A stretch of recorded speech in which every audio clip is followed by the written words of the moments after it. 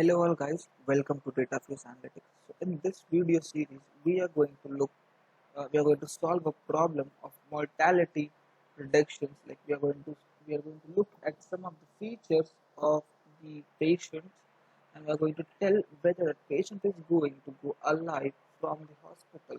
So we would be looking at the factors like the hemoglobin, all the other factors which we will be discussing in a while.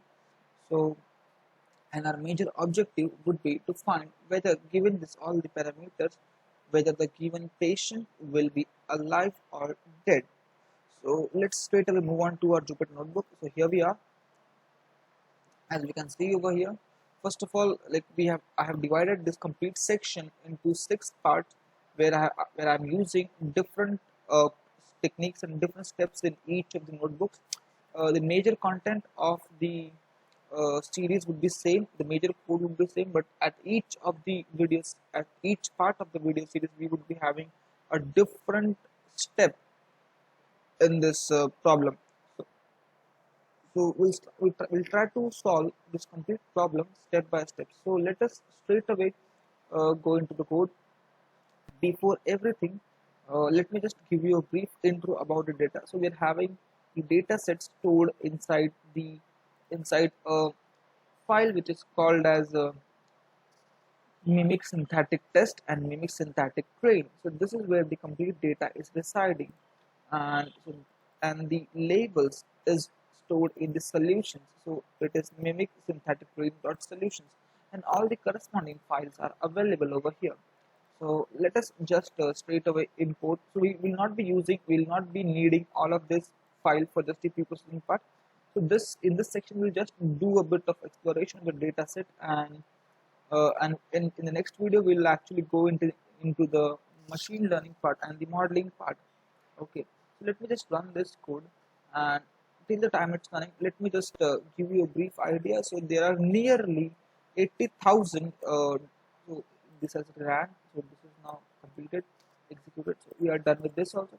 Let me just open a new thing over here, a new cell over here, and let me just print the shape of the data. If you can see over here, we are having 79999, which is 80,000. If we consider the zeroth index, we are having a total of 80,000 rows, which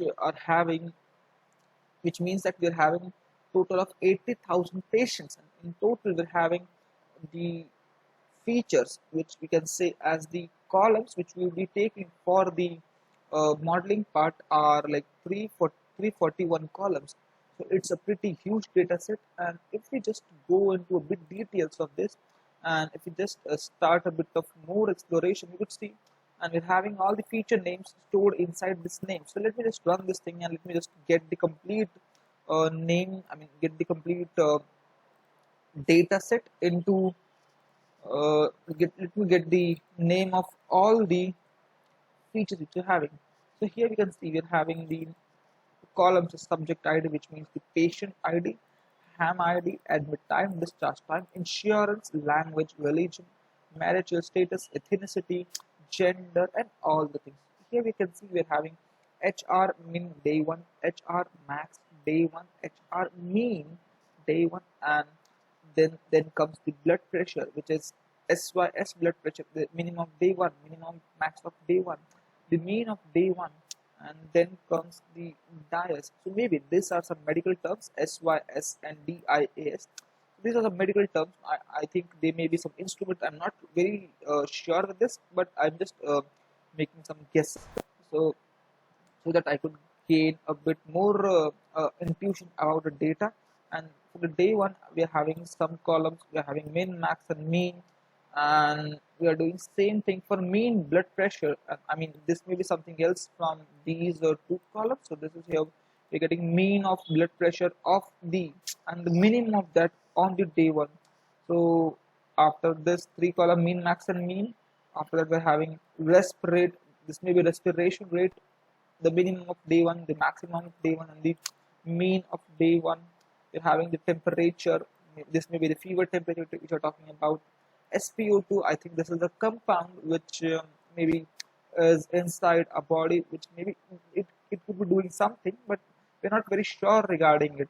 Okay, So and we're having some glucose, we're having again, so this was completely for day one, we're having the same thing for day two, because we're having HR, SIS, BIS, mean, and then respiratory, then SpO2, and once we are having data of 2 days of the patients, and after that we're having something called as ICU, tuberculosis, all of these things, these medical terms, we do not actually know what they mean and all, but we would need to do some um, you would need to use some statistical tools to find whether which of the features are important for us. So here we can see pneumonia, influenza, and this is bronchitis, and there are many. We cannot like so there are many of them, and if you are like they are not, we are not able to read it.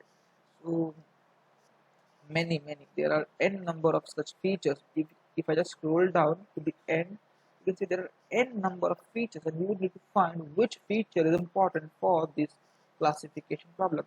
Till now we would have understand that the problem that the major task over here is to classify the data, to classify the complete data point into two, which is um, the died or not died, whether the patient, whether given this much of data, whether the patient will be surviving from the hospital or would not be surviving in that hospital.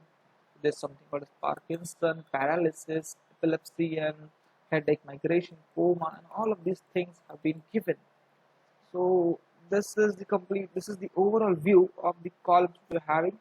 Let us I think let us just go ahead with getting to know the value count of the diet thing. So here we know we're having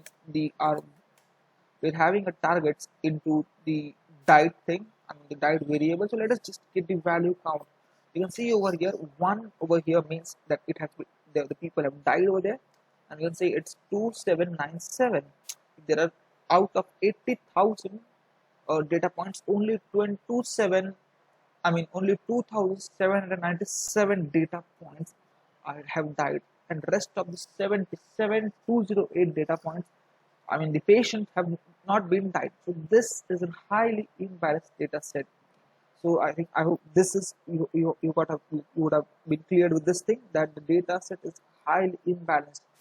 So the thing is over here we could not use just the accuracy thing once we are done with the modeling part. So we would be using something we would need to be using something other than just the accuracy, like the precision and recall. And we'll see in detail what we're going to use over there. And let's just get ahead and let's just get the head of the data. So I'll just do data.head, and we'll see what all things can we get the intuition from there. I think that this thing subject ID over here is not necessary, because it's just telling me regarding what are the IDs of the patient, and this would not be helpful for prediction. That's my first observation. This ham HADM ID over here, I think, would not be important, since it is just some ID, that would not be actually impacting the whether the person will be dying or not. So if I just see the unique ID in the subject thing, so I should get nearly um, I should get exactly 79,999, which is 80,000 data points. So let me just write this over here, unique, and then I'll just find the length of this, and I should get this length as